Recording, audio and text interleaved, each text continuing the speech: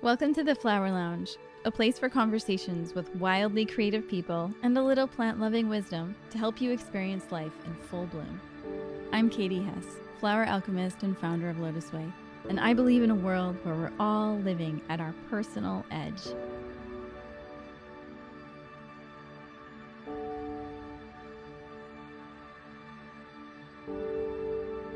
Welcome to this week's episode of the Flowerlounge. This is the Moonshine episode happening once every month on new moon, talking about this month's lunar cycle with Kristina Wingeier.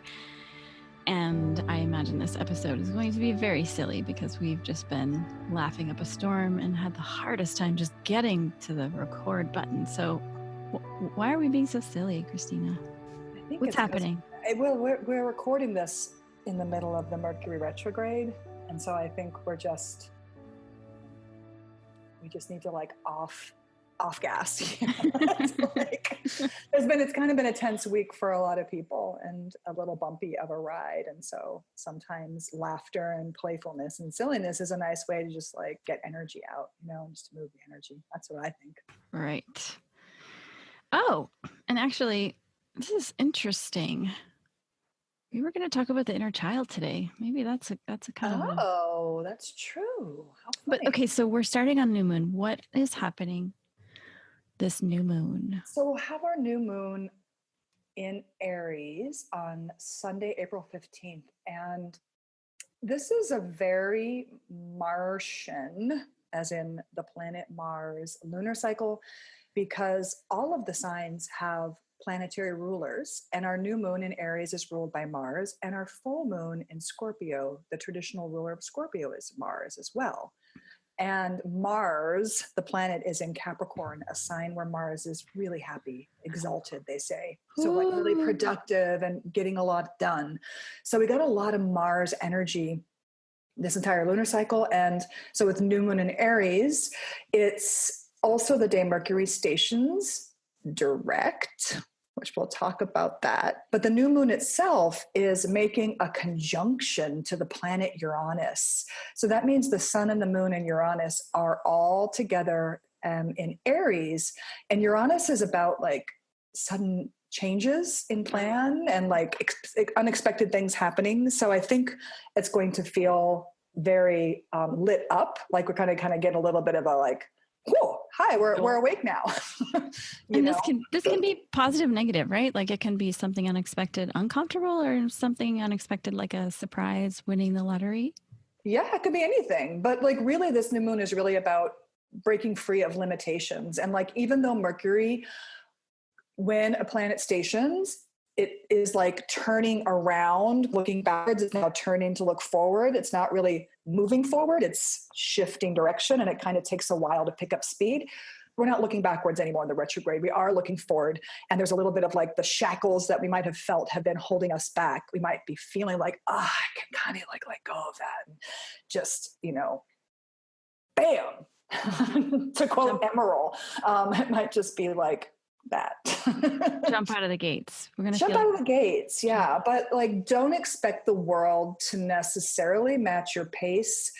It's all about pacing, right? And so, as I said, Mercury moves slowly, and so it's going to be slow and steady progress. So you can look forward, set your sights on what's in front of you and what's coming, and just use that Mars and Capricorn, which is very steady. It's a steady build towards something, you're climbing a mountain, that Capricorn mountain goat. And Mars is all about action, but it's not running a race. What do you call those things? A sprint. It's more of a relay, or it's a longer pacing. Endurance. Yeah, endurance.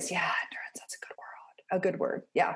So the pace will build up slowly and steadily over the next couple of weeks. And as Mercury goes faster, we're going to get more smooth, all the things that Mercury tends to disrupt: communications, technology, all those things. So that'll be nice. Like that. And this is really the beginning of the astrological year with this new moon in Aries. Aries is the first sign of the zodiac. So kind of starting over. We get to start over so many times, so many different calendars, right? And Aries really invites us to strike out in a new direction. This conjunction with Uranus really is like, be bold, be who you are, do what feels right to you, go your own way, don't follow the crowd, right? Be innovative, create something new. Love that. Yeah. So what are we pioneering? What are we bringing in? Exactly. What are we pioneering? That's a good Aries word. And you know about Aries, don't you, Katie? Yes. Yes, I did. I just discovered it's my rising after my existential crisis, that it's not actually what I thought it was. Yeah, that's interesting shift. But you can identify with it, right? Like it makes sense when you, Totally. Aries is awesome. I really love Aries energy. It's the baby of the zodiac too. It's, coming into form out of the infinite. It's the first sign. That threshold between Pisces and Aries is like the infinite, and then coming from that to start a new spark. And that's such a cool thing. It's very fresh, original face. Yeah. So being true to who you are, that's what this new moon is about. Breaking, as I said, breaking free of limitations. And, just be bold with something. And this conjunction that you were talking about, that the sun is making with Uranus and Aries later in the week. Is this a rare thing or common? Well, so the sun will make a conjunction with Aries once a year as the sun goes around the entire zodiac, right, over the course of the year. But Uranus is moving out of Aries this year. Uranus is moving into Taurus in May, and Uranus is in a sign for like 7 years. So it's a really big deal. So this is the last time the sun will make a conjunction to Uranus in Aries until, I think, God, I wrote the date down. What is it? 2094. So this really is, I don't know, I just got an image of lighting a tinderbox or something. Like there's this ability to kind of burst out of a shell. Like I'm just seeing, what I'm seeing is this Mother Peace Tarot card, which is, I think, the Ace of Wands, where there's this bursting out of a shell. I think I might have it right here. Maybe we could put a picture up even. Where it's just this like little baby bursting out of a shell of fire. It's like Aries. Like breaking a pattern? Reborn, right? Rebirthing ourselves. Rebirthing ourselves, yeah. I don't know. Yeah, I keep seeing this image now. I have the deck right here. I'm like, I have to find it. I'm going to show you. So yeah, it's a beautiful opportunity after this Mercury retrograde where everybody's just cranky because things aren't going how they want. Mercury has been making all these squares, which are these tense aspects to Saturn and to Mars. So people have been cranky and irritable. And so there's going to be a fresh start. It's kind of like a fresh start. So whatever you've been working on and dealing with, and whatever you've revealed about, in the last 3 weeks around your Mercury issues, it's time to go forward in a new way. Here it is. Can you see this picture? Yes. Okay. So Kristina's showing me a picture of this. It looks like almost like a person on fire breaking out of this really beautiful robin's egg blue shell. Yeah. It's like a baby being born out of the shell, and this is the Ace of Wands card. So it's like a new beginning. Aces are new beginnings. Wands is fire. And that feels like what this new moon is, this opportunity to, So what would be some questions we should ask ourselves on new moon? Like what are some prompts to, just to have more awareness of the insights that we're bringing in on new moon? Well, maybe you could ask is what makes you unique, and how is that a good thing? What makes you different, and how is that a good thing? Like, what do you like about yourself that's not like everybody else? That might be a good thing to explore. To take it further, if you like to set intentions around the new moon, then is how what you're doing and how you're living your life and how you're going about things. Does it feel good to you? Do you want to be doing it? Do you want to be doing it in the way that you're doing it? Are there any changes that you want? You want to be this is a moon about authenticity. This is, really inviting you to be authentic. And how about a prompt from you? Are you a good prompter? I don't know that I'm I would probably be asking myself, in what way am I rebirthing myself? Like, from where am I coming and where am I going? And what parts of me are being reborn. I love that. What parts of me are being reborn? That's really nice. That's good. We're also having this pretty unique thing for the couple of days after the new moon between April 16th and April 18th, while the moon is in Taurus, where all of the visible planets and the moon are in signs that they rule or are exalted in. And so that means that everything's working really well. So the sun is in Aries, the moon will be in Taurus, Venus is in Taurus, and Saturn is in Capricorn, Mars is in Capricorn. So I guess Mercury's in Aries. How is that a good thing? I don't know. I can't remember, but it feels like I'm like astrologers confession. Sometimes we don't know everything, but fiery communication. Yeah, fiery communication, authentic voice, right? There is this way that there's kind of like this, the planets are conspiring with you to make some magic happen. So that feels, I like magic. Yeah, it feels really nice. Like just a nice couple of days to be visioning, to be dreaming, to be intending, to be kind of, just you have the support of the whole team. And that's April 16th to 18th. Yeah, a large part of the team is like really lined up with you. Mercury having just gone direct, facing forward. So that feels good. That'll be a nice little time to enjoy just the support, because on Tuesday of that week, Chiron is moving into Aries. It's all about Aries today, it seems like. And Chiron is this asteroid that is identified as the wounded healer. And again, Chiron has a very irregular orbit, so spends different amounts of times in different signs, but has been in Pisces for the last 8 or 9 years and will be in Aries for 8 or 9 years. So a big shift. Again, any sign shift is a big shift, but especially to me, going from Pisces, the ending to the beginning, that threshold is it's very trippy. It's an interesting place to observe in your own natal chart, even on endings and beginnings. So Chiron has been in Pisces. Yeah. What do you want to ask? Yeah, I was just going to ask, What does that mean? So what have we been working on the last 8 years as humanity, and what would we be going into? Yeah.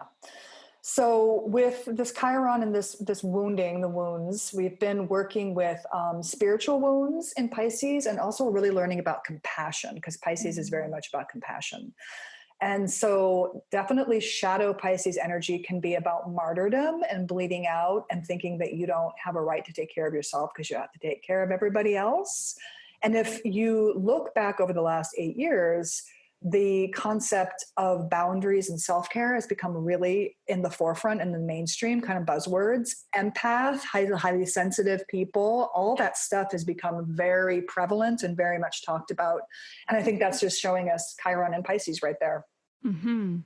So that's what we've been learning, how to be spiritual and human, and to honor our needs, as well as being compassionate towards other, and what is the true nature of compassion. And I'm just going to say, this fierce compassion blend, I know I probably talk about it every week now since we've had it, or every episode, but it's so lovely. You've done such a beautiful job. And I feel I've been having a really bumpy time. My own natal chart's getting really beat up with this Mercury retrograde. And I've been taking this fierce compassion, and it helps me not act out and be tender toward myself, and understand that I can walk away, and that's self-care, and that I don't have to get stuck in these like messy places with people. And it's really helpful for me. And I think it'd be such a good help for us as we're just tying up this Pisces in Chiron and Pisces and moving into Chiron and Aries, which is going to be a whole different exploration of wounds for the next little while, right? That's exciting, I think. Yeah. It's going to be all about like childhood wounds around feeling like you're not good enough, or like you aren't okay being who you are, identity and self-expression and things like that, I think. So all you Aries out there, this is your time. Anyone with strong Aries is going to feel it particularly so, but we'll all feel it in a certain way. And if anybody's turning 50 this year, or around 50, you're probably, and you're having a lot of old wounds come up in your life, you might be in your Chiron return. That's something that happens when you're around 50, when Chiron comes home to its natal placement. And it can really be a time of just like dealing with some old pain. I'm having mine right now. And I've definitely been in this last month working on like weird stuff coming out of the woodwork and dreams about relationships from the past. And it's been really trippy, and I've been working on that myself. So that's something that happens to us around 50, and it doesn't always feel good. It's hard. So get the support you need to help you, integrate it instead of just letting it break you down, because the old wounds, they're hard. Yeah. It's kind of like sometimes you have to open it back up in order to get rid of the scar. Yeah. Or like get the glass out, like it closed with a piece of glass on it. And you have to like get in there and like get the glass out. Ooh. And then, and then it can have a good clean, clean healing. Sealed up with some salve. Seal up with some salve. That's right. Salve it up. So. Okay. So all this Chiron and all these wounds and everything changing. Let's see. We usually talk about weekend rituals. So new moon weekend rituals. Inner child, right? I think we talked about trying to connect with your inner child, maybe, if that feels fun. I don't know how people feel about that, but oh yeah, I love that. We actually have a sort of like a meditation. It's more like a practice, like an inner child practice. It's an audio link, and it leads you through this beautiful exercise. So we will put that in the episode blog post and make that available for folks. Yay! An inner child exercise. Yeah, connect with your inner child that weekend and see what you want to do from that place, right? Instead of like what I have to do, like try to get playful, spontaneous with that Uranus energy, that spontaneity, and that doing something unexpected is really supported. So what would you do if you just like right now, off the cuff, unedited? Yeah, well, if you were to ask your inner child, like, what would you like to do this weekend? What would she say? My inner child would like to go to like outside somewhere, and somewhere where there are a lot of flowers and there are like lots of bees and hummingbirds and lots of nature, and kind of talk to the bees and talk to the birds and hang out with the flowers and just like look at things and think and roll around, and maybe yeah, I just like not have a schedule, just really be free and spontaneous. That sounds nice. Yeah, I got caught the other day talking to a hummingbird on a path, and this woman walked up to me, she's like, hello. And I was like, I'm just talking to a hummingbird. She's like, okay. So I think my inner child is with me all the time, but so it's, I think I listen a lot to my inner child, but how about you? What would you do if this weekend? Yeah. I mean, birds of a feather. I just asked my little inner child, and she said, lay around the flowers. And it's actually springtime in Arizona right now. It's really heating up, and a lot of plants are just exploding right now with flowers. So that would be fun to be around the flowers before it gets too hot. So it sounds like a weekend for us to bust out our joy juice and bust it more. Yeah, bust it out. And I think it's interesting that we both love flowers and we're both nature girls, but children love nature. It's like, I think there's a book about the deficit of being outside for kids and so I think a lot of our inner children are very satisfied with very simple things, and just go outside and let your inner child lead you around. And it's as easy as that. Right? I mean, it could just be like a half an hour, just taking a little walk and watching the ants on the sidewalk or whatever it is that gives you a sense of wonder. Yeah, exactly. Yeah, I love that. Okay, so that's new moon. So that's new moon. And just, over the week, picking things are going to be ramping up a little bit. And again, I think it was Wednesday, that day where that anything, just keep open for unexpected this week. With that Uranus conjunction, just allow for spontaneity, for change, and for the unexpected. Okay. First quarter moon. Let's see. Okay. Where are we? Okay. This is on Sunday, April 22nd. So this is when the moon is half light and half dark, and in that waxing period. So the moon is growing in light, the energy is amping up. We're in that growth period. And the first quarter moon is in Leo, which is another fire sign. And so, we had also earlier that week, so we had that whole Chiron moving into Aries. Also on that same day, Saturn stationed retrograde. And then on Thursday, the sun moved into Taurus. So we have some more grounding this weekend with the sun in Taurus, with Saturn going retrograde. There really is this opportunity to do some review around whatever you are growing or building or working on, whatever projects, things like that. These planets go retrograde every year, Saturn, for a couple of months.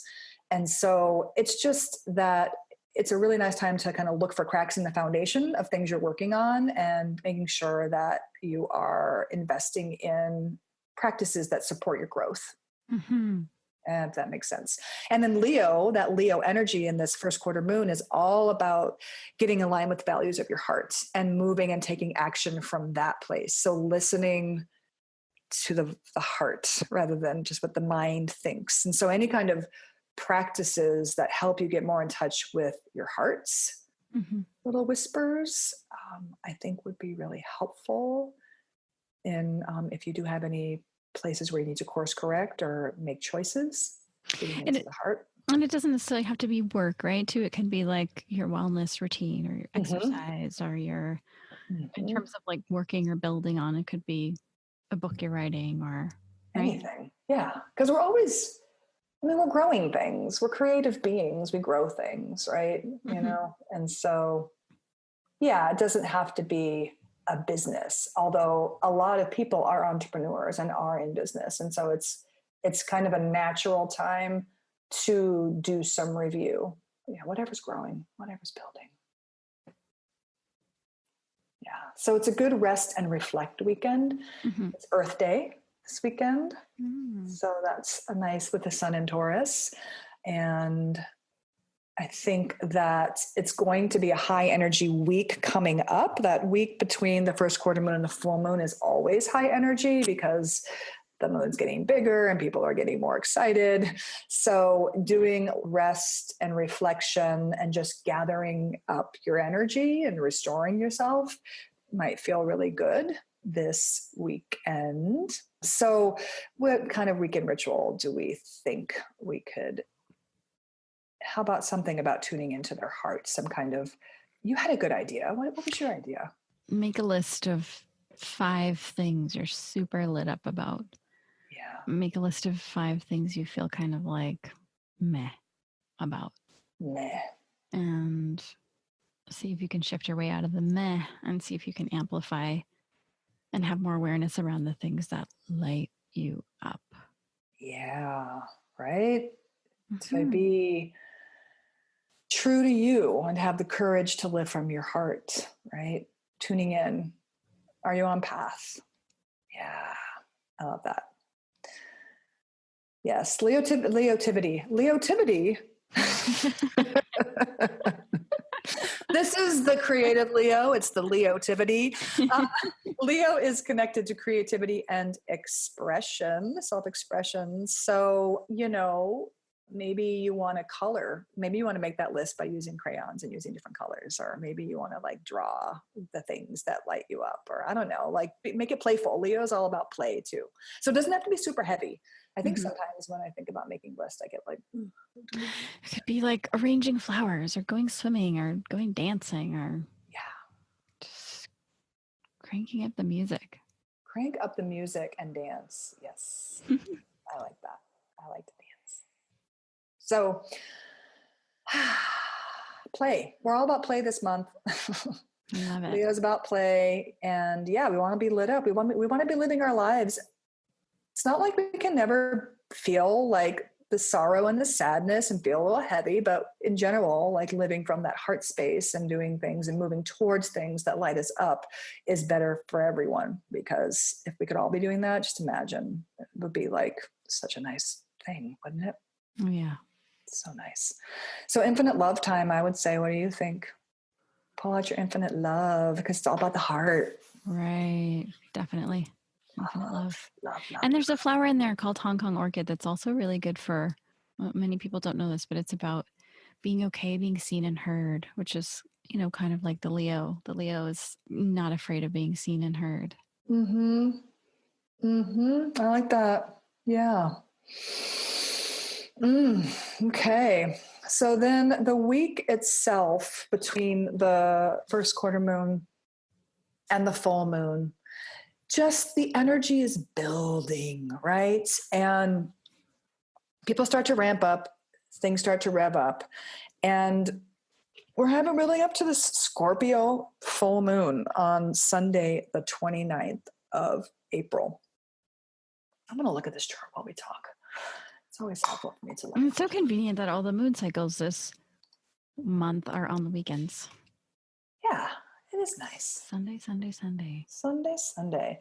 So I'm looking at this full moon. Okay, yeah. So Scorpio moons, okay, it's a water moon. Let's just break it down. It's a water moon. Water moons are about feelings.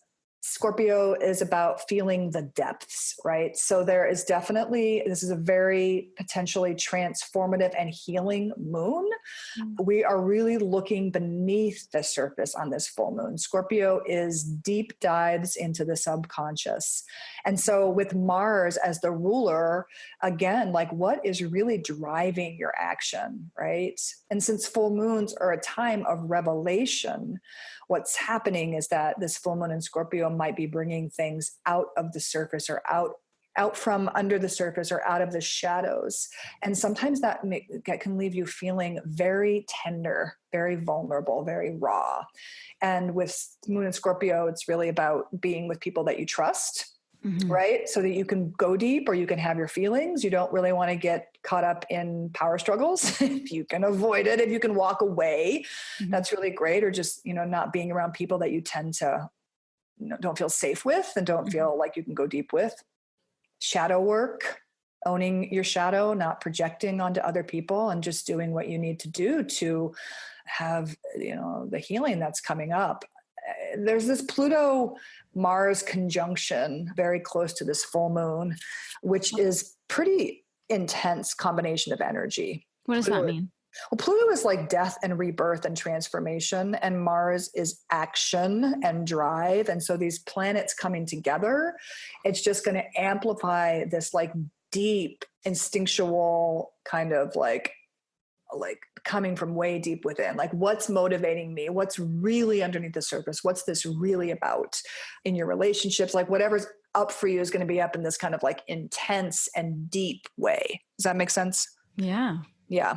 There's also something called, the sun and the moon, they opposite each other during a full moon always. The moon is very close to Jupiter during the full moon. And so that's also going to like make things bigger. Right. It kind of exacerbate and exaggerate things. So, full moons are already kind of exaggerated. Right. It's like, okay, it's going to be like that, which by the way, visually in the sky, looking at the moon and Jupiter together, really cool.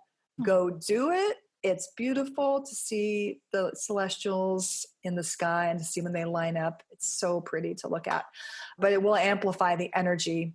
And then also the sun and the moon are making what's called a square. Again, it's a 90-degree angle to the nodes of fate, the north and the south nodes. We might be feeling like we're at a crossroads, right? With all this work we've been doing about like, am I living the life the way I want to? What's authentic? What's my original face? What can I do to be more me, to light me up? And then just feeling like, which way do I go, right? How do I navigate this? Feeling a little like, I don't know, and a turning point maybe. Wow, that's exciting.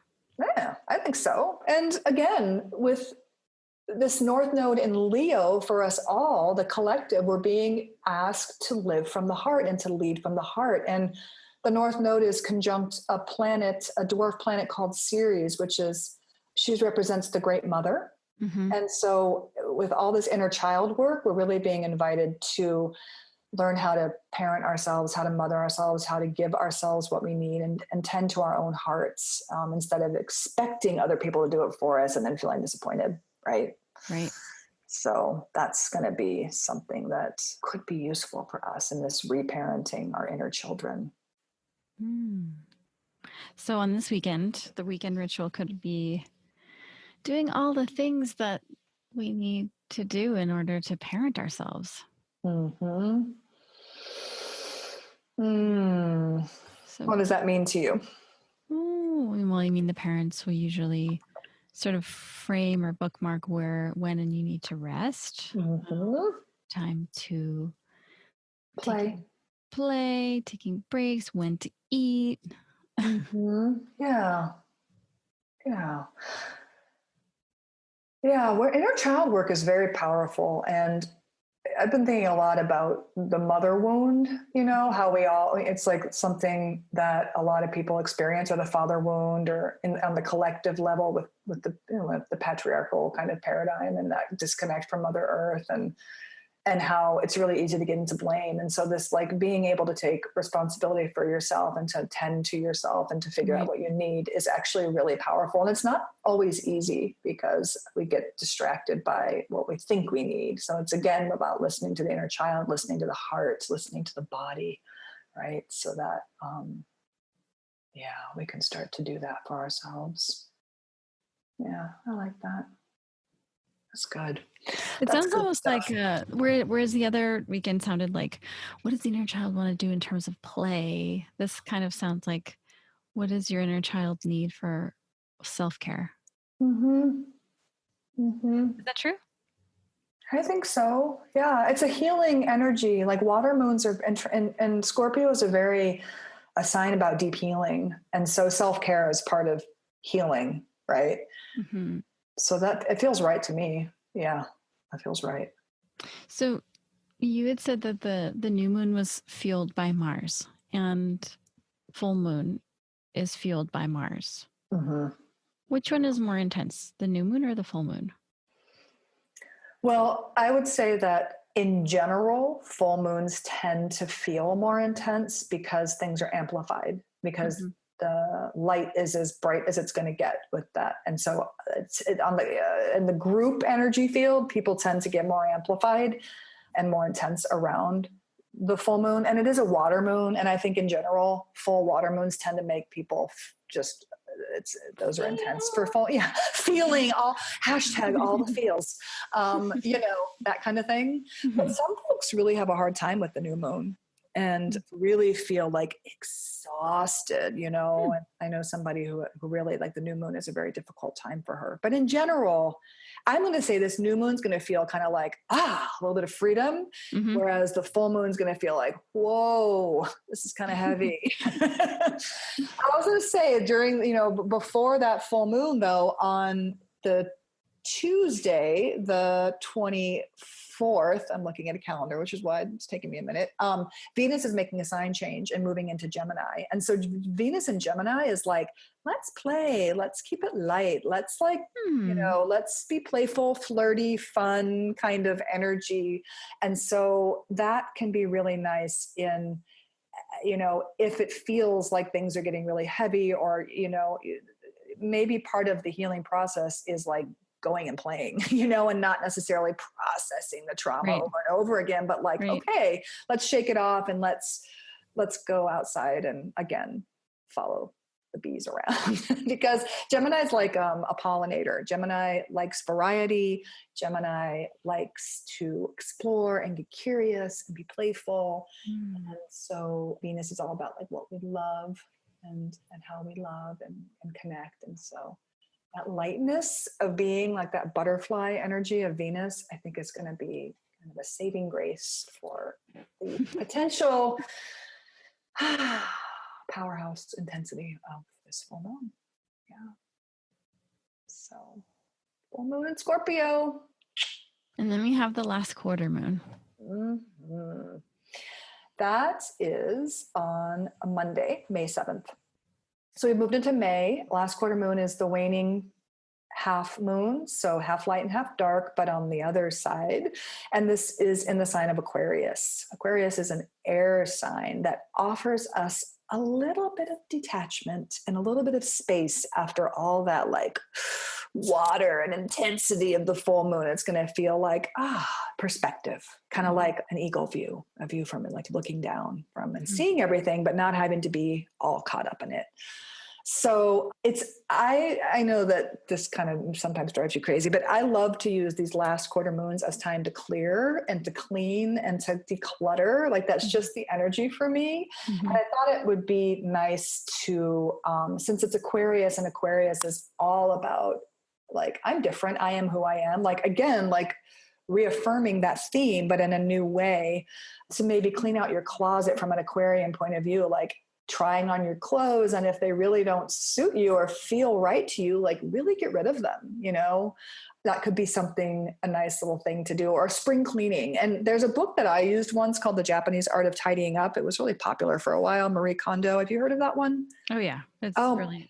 It's brilliant because it's actually very Aquarian, the way that she sets it up. It's very organized. You know, you go and do you don't do rooms, you do like groups of things, and you're pretty like, if they don't bring you joy, which is like, if they don't light you up, then you're going to get rid of it. And then you get rid of it really fast. Like you don't let it sit around so you can go through the bag again and pull it back out, you know? So there's something very Aquarian about that. Like, does it really light, and, you know, and all the things you've been talking about lighting you up. So I think doing anything like that this weekend would be a really good idea. What do you think? Yeah, and it's interesting too to think about, because she's so brilliant at articulating like, hold the peace, you know, hold whatever it is in your hands. Does it bring you joy?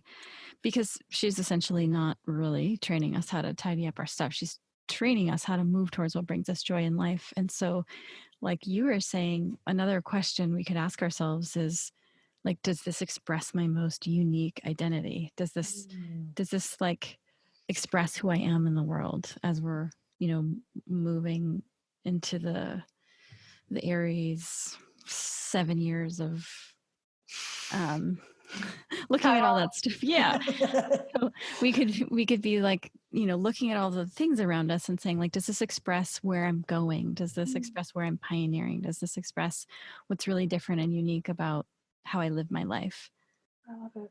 Exactly. That's exactly it. She is brilliant at that. That's a good point. Yeah. Go get it, people. It's a good book. Clean something up. It'll feel good. And, you know, clearing your space helps clear your mind. And Aquarian, being an air sign, is definitely connected to the mind. And so, especially with Scorpio, any intensity, any things that bubbled up, you know, that you might be mulling over, Scorpio have a tendency, that Scorpio energy, to kind of chew on things and chew on things and chew on things. So there's this clearing that and a little bit of detachment with Aquarius. And let's, you know, it's helpful to get that breathing room, you know. So and that'll be really supportive for that. So if you were gonna sum up this lunar cycle in like 5 to 10 words or bullet points or themes, what would you say, Kristina? I would, gosh, that is so, I just used up all my words. That was 10. No, let's say Mars.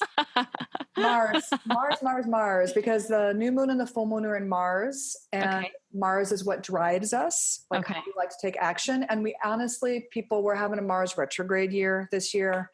Mars is already starting to slow down a little bit. We'll be going retrograde in June. And if you think Mercury retrograde will make you crazy, Mars retrogrades really make you crazy. So we're kind of learning about what drives us. That's too many words. Mars. Succinct, not me. And original face, like that authenticity, that the boldness, courage.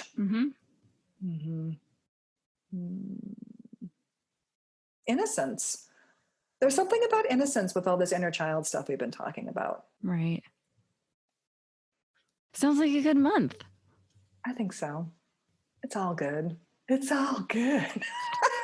I can't believe I just said that, but like, I don't know. It's always serving our growth, right? Of course. And so it is good, because any challenges we have, all the challenging things I talk about, or the squares and the this and that, they're really just opportunities to break free of limitations and things that we're habituated into doing that are not so useful. So I love it.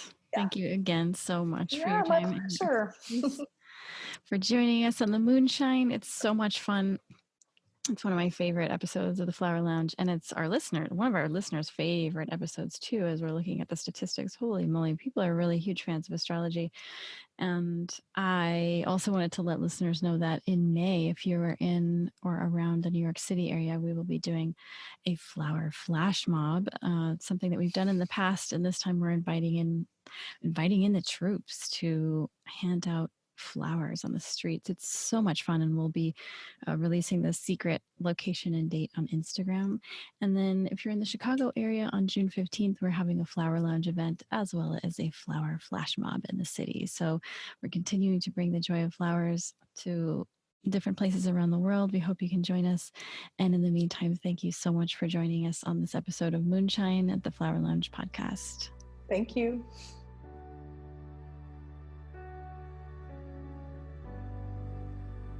Thank you so much for listening to the Flower Lounge. I'm Katie Hess, and we'll be releasing a new podcast every Wednesday. If you like what you heard, or you know someone who might be touched by our conversation, share it with them. And don't forget to subscribe. To find out what your favorite flowers mean about you, take the quiz at LOTUSWEI.com.